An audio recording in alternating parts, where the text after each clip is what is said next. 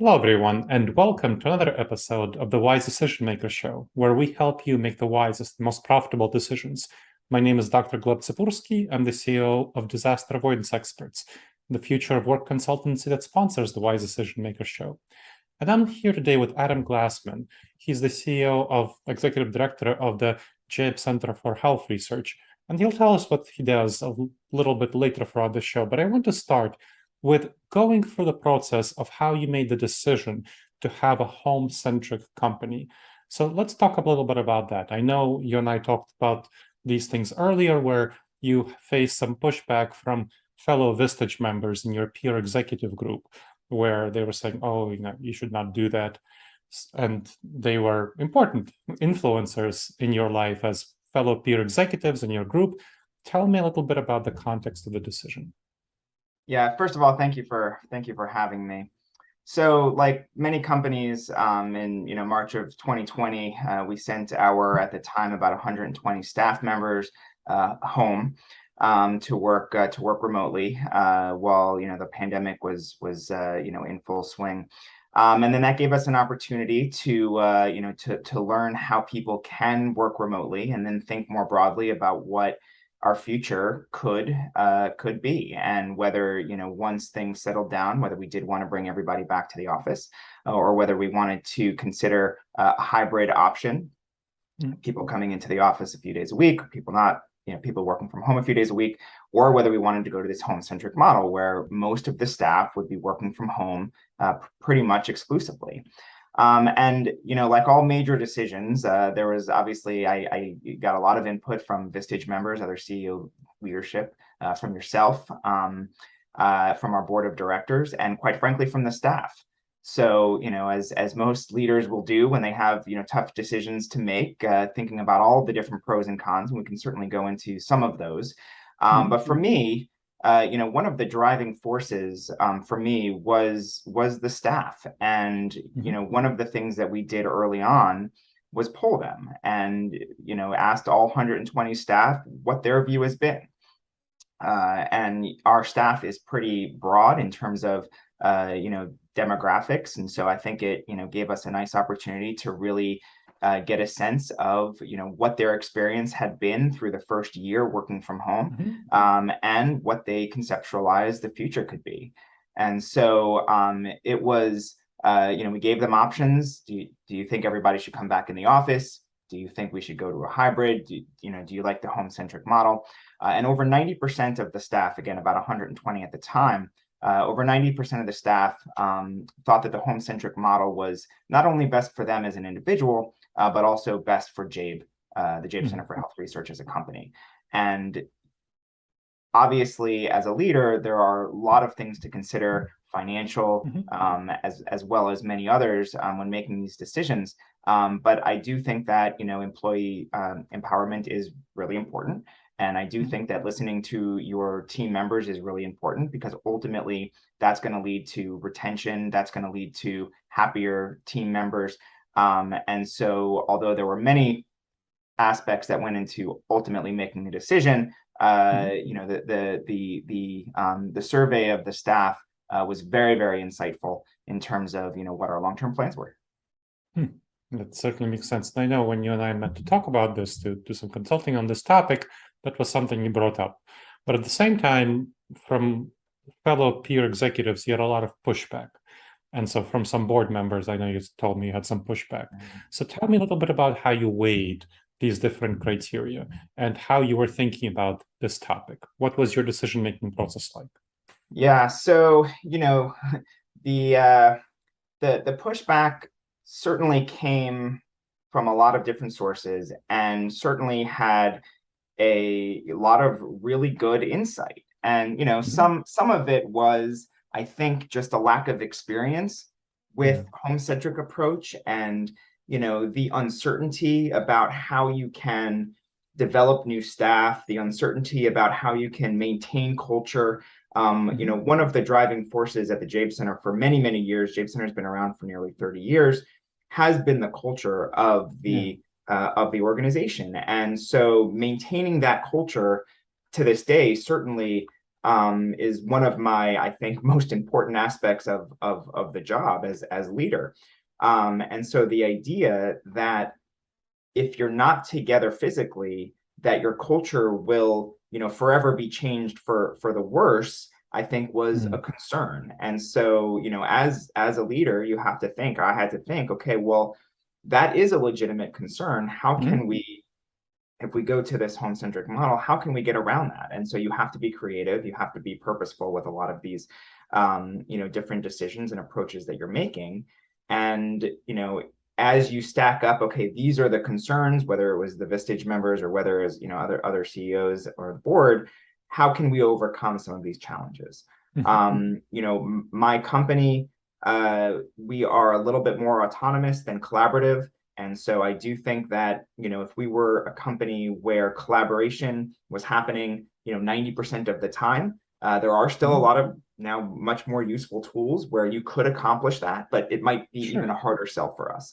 So some individuals may have been coming from, that perspective also, because, again, a lot of this was new, it still is.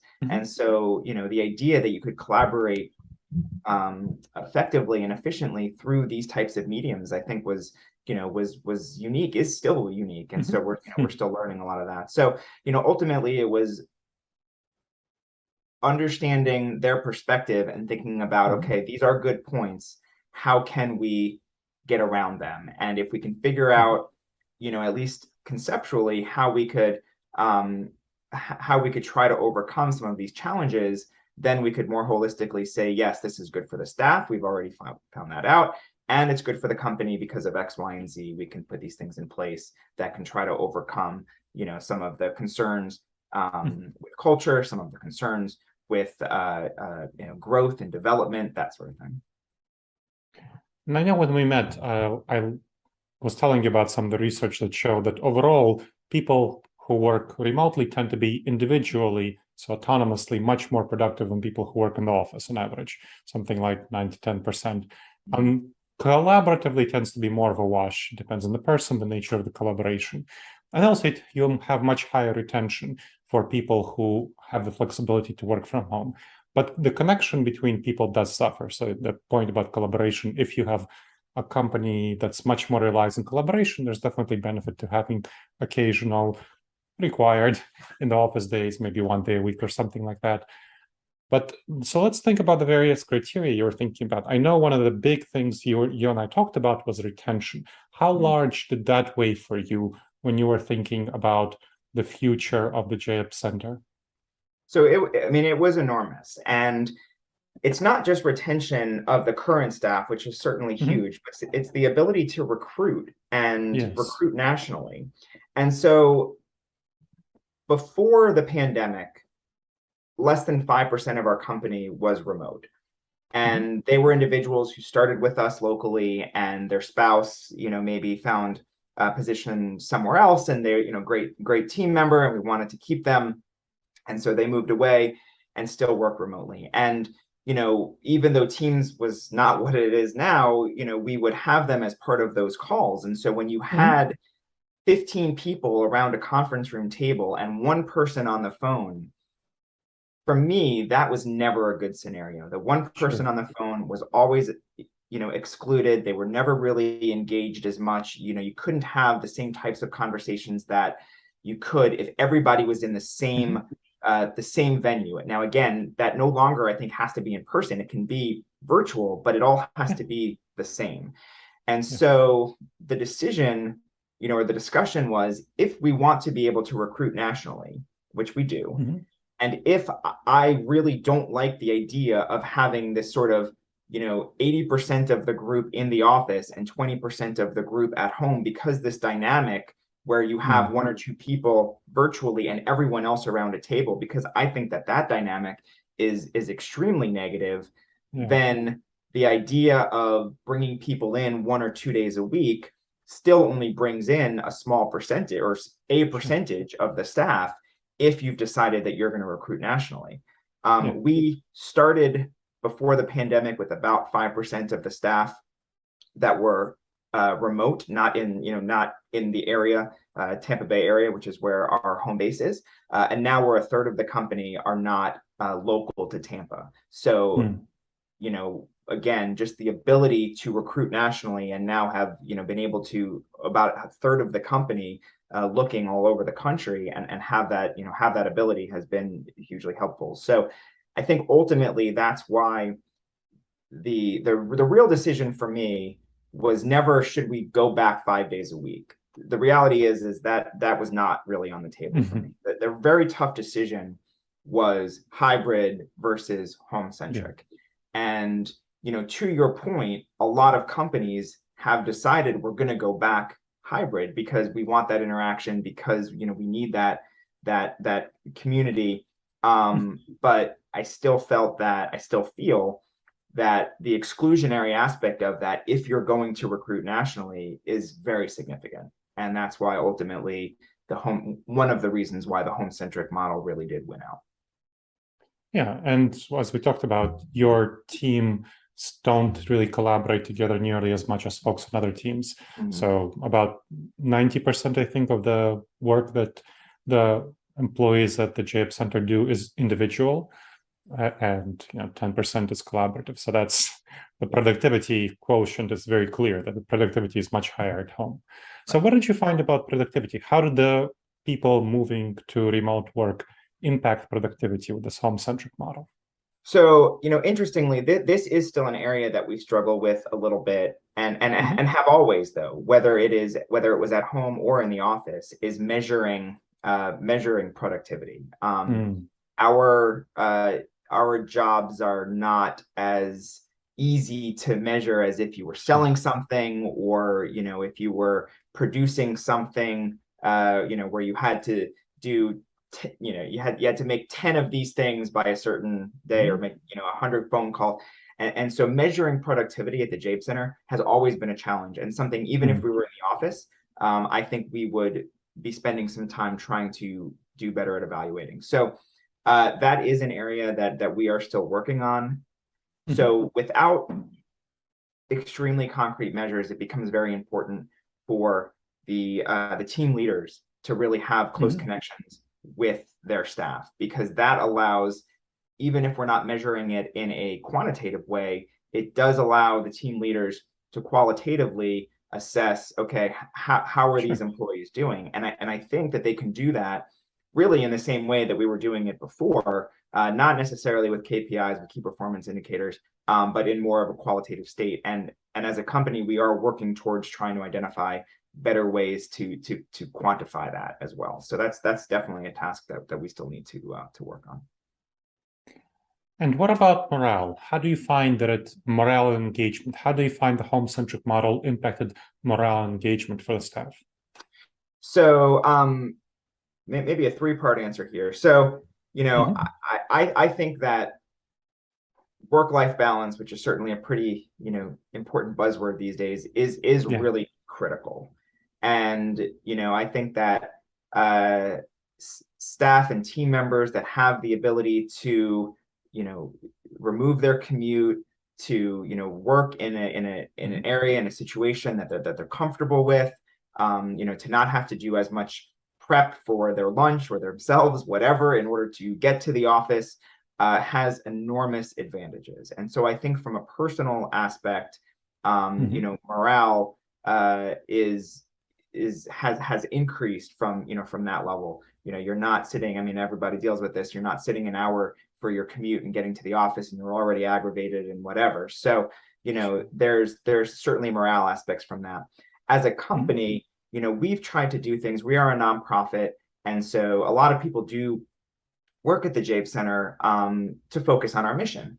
And so one of the things we really have tried to do is offer up a lot of educational opportunities, whether they are educational opportunities that are led by outside organizations, but more specifically educational opportunities within the Jaeb Center. And so whether it's sharing some of the results of our clinical trials, or whether it's just educating people on different aspects of the functions that we do, I think that has really brought people closer together, brought people continue to be engaged with our mission, understand, what it is that we're doing, why it is that we're doing it, and can be excited about, the results of our, of what our mission is trying to accomplish. So I think that, that engagement and focus on the mission, focus on what it is that we're doing, has been extremely helpful in terms of, keeping morale.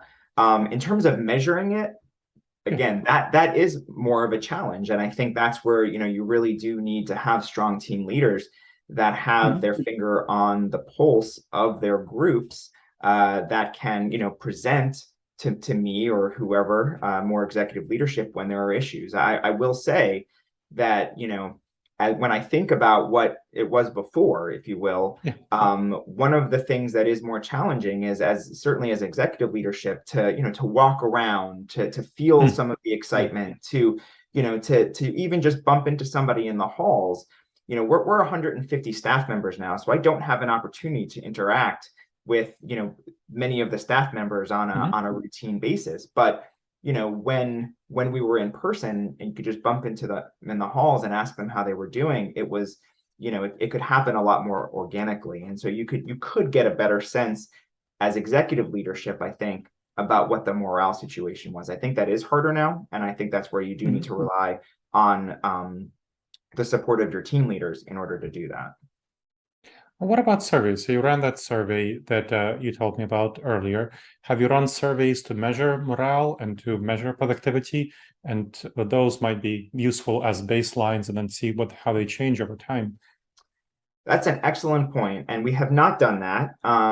We are currently evaluating sort of an end of the year, self-assessment type situation, where I think we will ask some of those questions. I wish we would have thought about that maybe a year ago so we could have better metrics over time. I think that is a great idea, but it's not too late to start. And so, I think our ability to look at that and to measure it and to react to it, I think it's not just a matter of collecting, it's a matter of, okay, what are you going to do about it? Obviously, if morale is high, you want to understand what it is that you've done to get it there so you can keep it. And if morale is low, you want to understand, why and what you can do to turn that around. So having those metrics and then, determining how you can react to it, I think is an excellent point. Excellent. Now, let me circle back to culture. So you try to, of course, maintain culture, and that's obviously somewhat of a challenge in a more remote setting. What have you done to work on maintaining and cultivating the culture at the Jaeb Center? So, as I mentioned before, I think culture has a lot to do with what our mission is, why people work at the Jaeb Center, and the learning opportunities, the educational growth, and certainly, the opportunities to grow professionally as well. And so I think that really focusing on those educational opportunities and learning and being engaged in the mission is one of the ways that we continue to cultivate culture.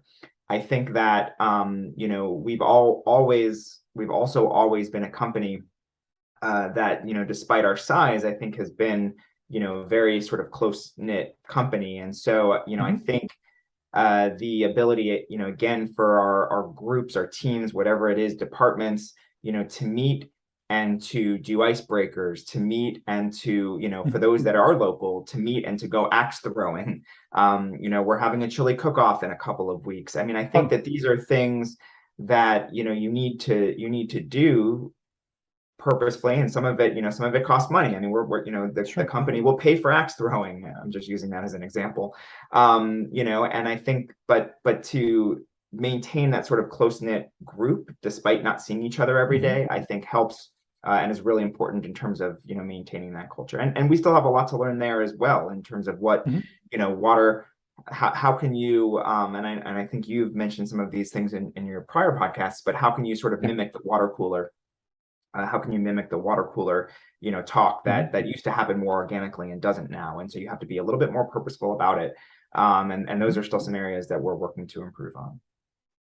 Yeah, definitely. There are ways to use Microsoft Teams to cultivate culture on a daily, everyday basis, because There's so many people who think that, well, culture comes from in-person interactions. That's not where culture comes from.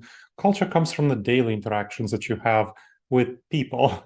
And that can come from text exchanges, email exchanges, Microsoft Teams messages, Microsoft Teams meetings, all sorts of interactions. That's where your culture comes from. It's the norms and behaviors and relationships that make your company who you are, right? Absolutely. Totally agree. And that's why I do think that, when I talk to other leaders, culture is the thing that they point to as their biggest concern in going with either a hybrid or a home-centric approach. And so certainly that is the area where we need to continue to foster. And, there's in my opinion, there's almost no way that it can be exactly what it was before, right? I mean, we can talk about the impact, positive or negative, et cetera, but it is different, and different is okay. But you need to make sure as leaders that different doesn't become worse, that you're still using these tools and using the importance of culture building and maybe being a little bit more purposeful with certain things in order to maintain what you had before. Absolutely. And I think it's very important that you're saying that it's not worse. I mean, thinking about all of these things, people are overall more productive. They have better morale, higher engagement. You can recruit nationally, so you have a better, more diverse workforce, and that's great. So what you want to do is, of course, have culture it's not going to be worse than before if you know how to do it correctly and if you use native virtual formats to actually cultivate a healthy culture. So it sounds like what you're really focusing on right now, cultivating that culture, focusing on morale and trying to measure that. Absolutely. Excellent. Are there any last words that you would like to share? Anything that folks should know about your experience with the home-centric model? I think, the one thing that we haven't really touched on is just, quite frankly, the ability to get people home and how that looks like, and the toll that it takes on your IT department and the toll that it takes on your pocket, if you will, your budget, because we are a healthcare company, if you will. We'll talk about that in a minute. And so we have a lot of very sensitive information and data that comes to us, and so we need to make sure that people at home are just as protected with virtually as they were in the office. And so when you do that, when you let 150 staff members work remotely, there are certain risks that can come up if you're not, if you don't have a very strong IT department and you don't have a very strong, cybersecurity approach. So, I mean, that's one of the areas that we haven't necessarily talked about here. And it's certainly not a reason not to go virtual or not to go home-centric. But it is, an area that we needed to have a really strong support team in order to make sure that we are confident in what we're doing in that space. Excellent. Thank you for pointing that out. And as we finish up, tell folks a little bit more about the company and exactly what it does. And of course, it's a health research company, but tell us what you exactly do. Sure. So Jaeb Center for Health Research is a nonprofit. We've been around for nearly 30 years, and basically we're a clinical trials coordinating center. And so what that means is that we work with doctors' offices all over the country, all over the world in many cases, to plan, to implement, to conduct clinical research, clinical trials in particular. And so we will develop studies. We will monitor studies. We will create analyses from the results of studies while the doctors see the patients and provide that information to us, and then ultimately report the results in medical journals in collaboration with scientists and clinicians all over the country. And so we help coordinate that. A lot of our funding comes from the National Institutes of Health, for example. A lot of our funding comes from other nonprofits that have focus on medical research as well. Yes, of course, with HIPAA and so on, it's especially important for you to protect people's security at home. And tell folks what you do in terms of helping the staff secure their home offices, as well as what kind of home office technology, equipment, furniture, so what kind of support do you provide financially? Yeah, excellent question. So we have provided all of our staff with all of the IT equipment that they need. Everyone has 2 monitors, they've got a laptop, they've got, mouse, keyboard, docking station, whatever they need. And so that has all been provided because for me, one of the keys is I didn't want to just send people home and have them fend for themselves. I want them to be able to have the tools that they had in the office, because I think that, as you talk about productivity, if they don't have the tools, at least the tools that they had in the office, then you can't expect them to be as productive. So we made sure that everyone had those resources available. It also allows us to implement the right types of security software on individual laptops, because they are ours. They are owned by the Jaeb Center, and so we can control that in a much more efficient way. So in addition to that, we do have someone on our IT operations group that focuses on cybersecurity, and so even yesterday, actually, he gave a talk to the company just about, I think this is Cybersecurity Month, so he gave a talk about different ways that you can protect not only your passwords and things like that, but also your physical equipment. Excellent. So those are the kinds of things that we do to try to educate our teams on what some of the challenges are. Yeah, and when we met first, I definitely recall us talking about the equipment and talking about how valuable it is to provide that equipment. And that's very important to do to help staff be as productive as possible, right? That's the name of the game, right? Can you tell folks where they can learn more about the Jaeb Center? What website would you direct them to? So our website is www.jaeb.org. Excellent. All right. Thank you very much for that conversation. And thank you very much to the audience for checking out another episode of the Wise Decision Maker Show. Make sure to subscribe to it wherever you're checking it out, whether it's on YouTube, on iTunes, and leave a review as a comment on YouTube, as a review on iTunes. We always love to know how we can make the show better with your feedback. And make sure to subscribe to the show so you keep getting it. And I hope to see you on the next episode of the Wise Decision Maker Show. In the meantime, the wisest and most profitable decisions to you, my friends.